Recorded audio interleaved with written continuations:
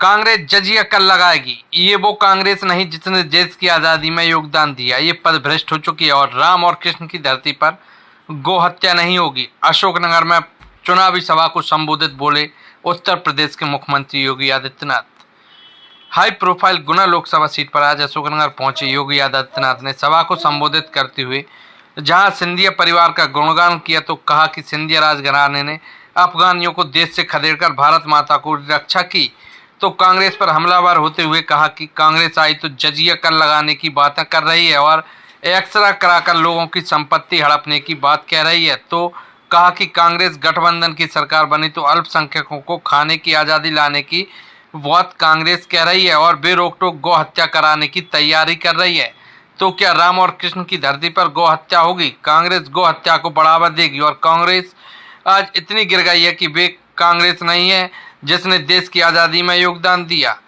तो योगी ने कहा कि कोई भी इस पाप में भागीदार न बने। क्या राम और कृष्ण की धरती पर गौ हत्या होगी? क्या इसलिए देश के विकास और नए भारत व आत्मनिर्भर भारत के लिए वोट करें? तो मुझे ठीक सामने अशोकनगर का रामलीला मैदान भी रामलीला का मंच भी दिखाई दे रहा है। रामलीला का ये मंच हम सबको प्रभु राम के लीलाओं के साथ तो जोड़ता ही है, लेकिन साथ साथ हम सबको जोड़ता है संत तुलसीदास जी के साथ भी, जिन्होंने मध्यकाल में मुगलों के शासन काल में इस देश की आजादी के लिए रामलीलाओं की परंपरा को आगे बढ़ाया था। याद करिए, जब तुलसीदास जी की बात आती है तो कहते हैं तुलसीदास जी को कुछ लोगों ने उस समय कहा था कि चलो आप भी अकबर से मिल लो और आपको भी अपने नौरत्नों में शामिल करेंगे।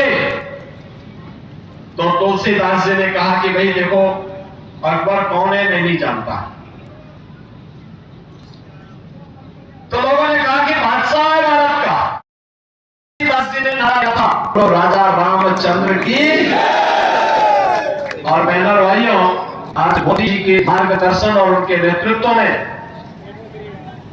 अयोध्या में रामलला फिर से प्रतिष्ठित हो जाए।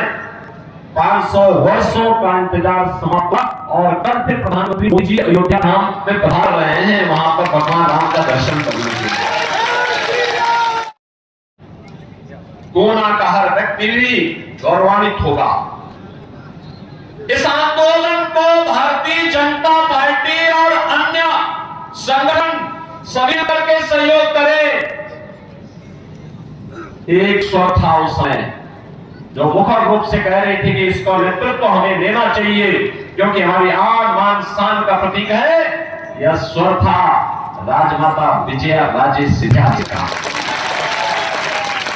मुझे याद है राम जन्मभूमि के टीवी आंदोलन में उन्होंने अपने व्यक्तिगत कार्यक्रमों को छोड़ करके, व्यक्तिगत साधना को छोड़ करके, व्यक्तिगत अन्य कार्यों को एक और करके अयोध्या में राम मंदिर की स्थापना होनी चाहिए, राम मंदिर बनना चाहिए। इस आंदोलन के साथ राजमाता पहले दिन से लेकर के अंतिम दिनों तक इस कार्यक्रम के साथ जुड़ी रही। 500 वर्षों के बाद विराजमान हुए और प्रभु ने वहां होली भी खेली और 500 वर्षों के बाद अपना जन्मोत्सव भी मनाया। तो सचमुच राजमाता हमारे बीच में नहीं, लेकिन राजमाता की आत्मा को असीम शांति प्राप्त हुई होगी कि जो सपना था वो सपना आज हमारी वर्तमान पीढ़ी साकार कर रही है। उनका अत्यंत सानिध्य प्राप्त होता था।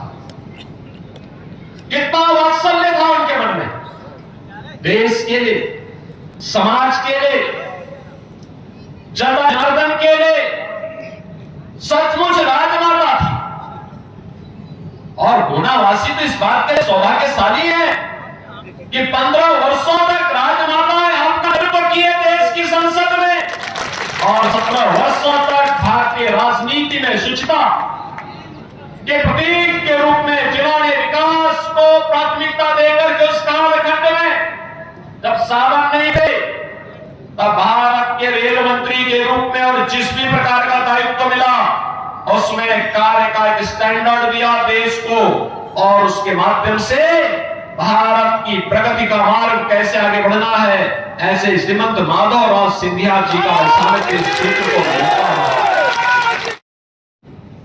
कि यहां पर श्रीमंत ज्योतिरादित्य सिंधिया जी के लिए वहां आपका नेतृत्व देने के लिए एक बार फिर से आपके बीच में उनके पास विकास का एक विजन है, और उन्होंने भारत सरकार के नागर विमानन मंत्री के रूप में जो अभूतपूर्व। अब याद है आजादी के पहले से लेकर के 2014 तक देश के अंदर केवल 74 एयरपोर्ट थे, और उन्होंने पिछले 5 वर्ष के अंदर 150 से ऊपर ये संख्या पहुंचा, 150 और प्रधानमंत्री जी के सपने को साकार कर दिया कि हवाई चप्पल पहनने वाला भी हवाई जहाज की यात्रा करेगा।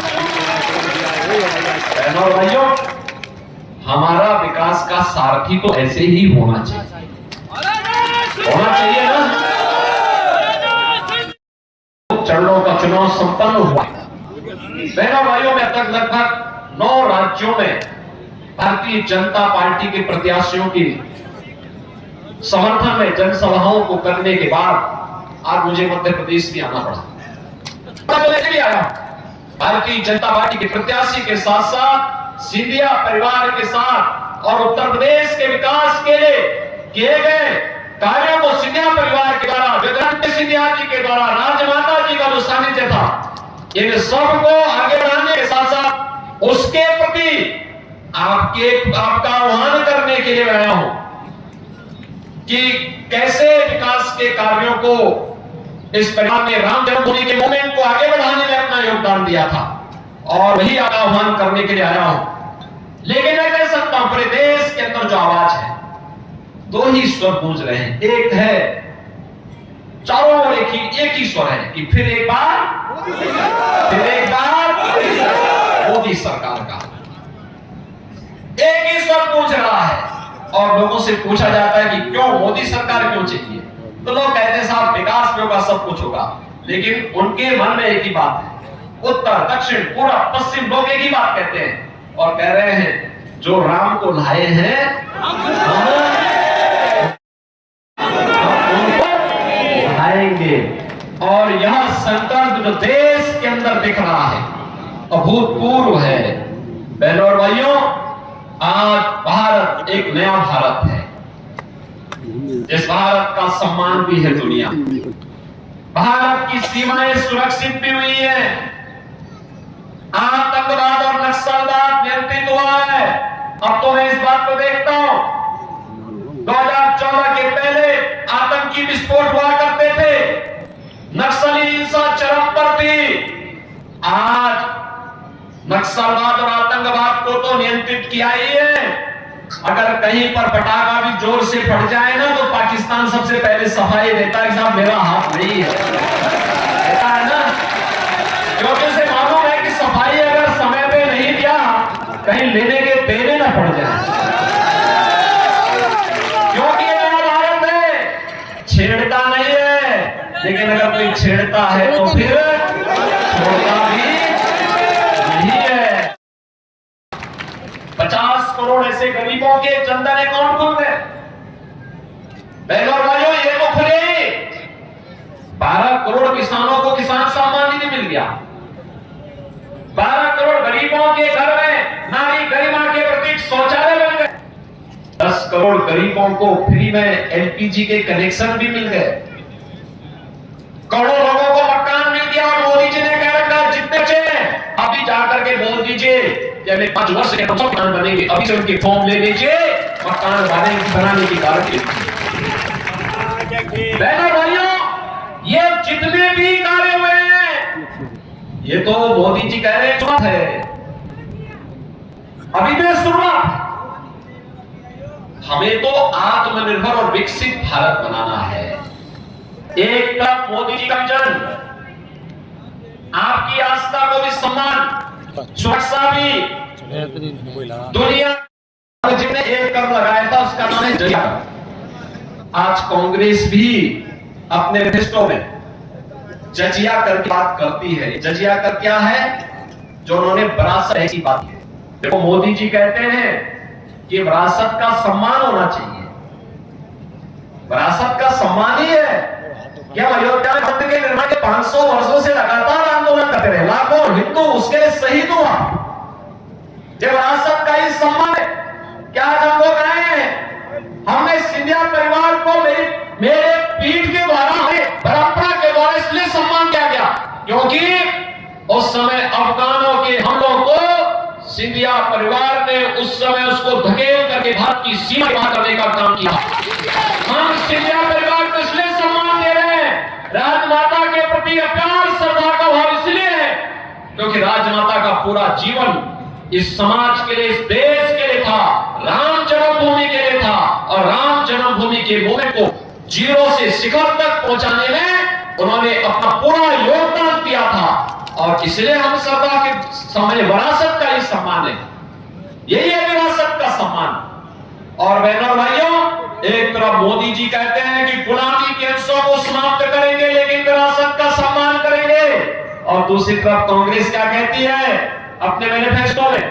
कहती है हम विरासत टैक्स लगाएंगे। विरासत टैक्स का मतलब इन चीजों को तो आप बोल ही चाहिए कि आगे कोई राम मंदिर की बात करेगा कांग्रेस के समय में, कृष्ण जन्मभूमि की बात करेगा, या महाराज भोज के मंदिर की बात करेगा, भोजराज के मंदिर की बात करेगा। ये सब की बात तो लोग कांग्रेस के समय में भूल जाइए। एक और काम क्या करने जा रहे हैं?